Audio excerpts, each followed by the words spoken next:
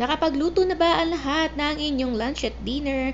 Ako po ay magluluto ng aking lunch at dinner. Nakabili ako sa grocery store ng sa isang pack ay 2 peraso na po yung laman ng salmon steak. Sa murang halaga po dahil nakasale lang po siya. At dahil mag-isa lang ako, carry na po ito para sa aking lunch at dinner.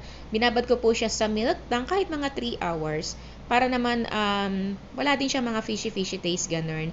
So kumakain naman po talaga ako ng isda kahit na hindi siya ibabad sa milk, kahit na malansa pa yan kasi lumaki naman po ako talagang kumakain ng isda. Pero nag-iinarte lang po ako for today's video, Charis. So ang ginagawa ko po pala ay ipiprito ko lang po muna ng bahagya po itong salmon steak bago po siya igata mamaya.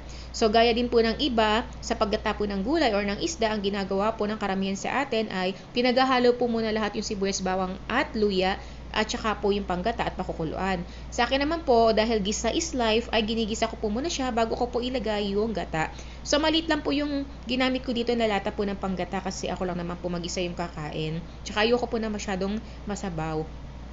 So, ayan, at ilalagay na natin yung pechay. At dahil nga po naiprito na po natin at luto na yung ating salmon steak, ay pinakahuli ko po siyang ilalagay. So, natanggal na po yung mga nasa dulo niya. So, ilalagay pa rin po natin siya kasi sayang naman. So, ayan. Ito po kasi yung part na gusto ko sa salmon, yung merong taba, o diba? Sarap po kasi niya. So, ayan, ganyan po ako magluto ng ginataan. Piniprito ko po muna siya. So, pwede rin naman kung gusto ninyo or meron kayong ibang way ng paggata, edi yun po yung gawin nyo. Lagyan po natin ito ng kaunting malunggay, o diba? May mga tanim po ng malunggay dito sa aming compound, kaya lang po yung iba po is bitter.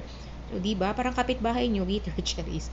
So, ayan, luto na po yung ating napakasarap na ginataang salmon steak. Sana po inyong nagustuhan. Tara, kain po tayo. Bye!